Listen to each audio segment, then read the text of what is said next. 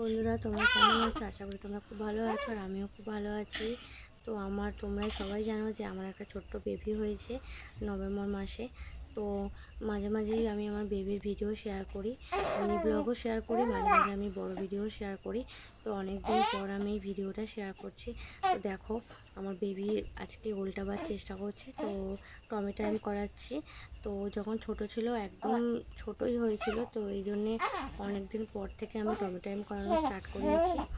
তো 1.5 মাসের পর থেকে।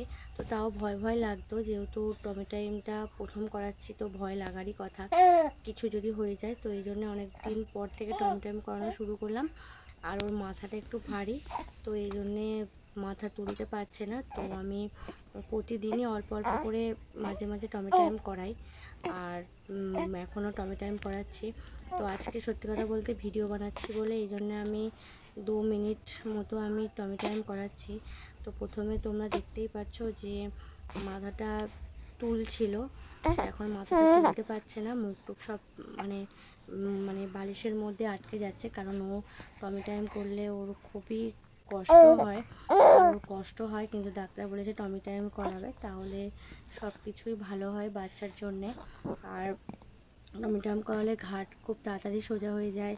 আর ওর প্রায় 2 মাসের বেশি হয়ে গেছে, তো এখনও মানে ঘাড় সোজা হয়নি আর উল্টাতেও পারছে না। তো এই জন্যে আমি এখন বেশি প্রেশার দিয়ে টমেটো টাইম করাবার চেষ্টা করছি, কারণ যাতে ঘাড়টা তাড়াতাড়ি সোজা হয়ে যায় আর উল্টাতে পারে।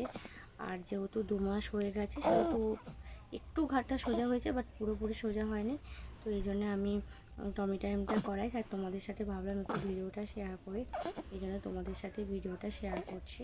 আর ছোটাটা দেখা হবে পরের ভিডিওতে।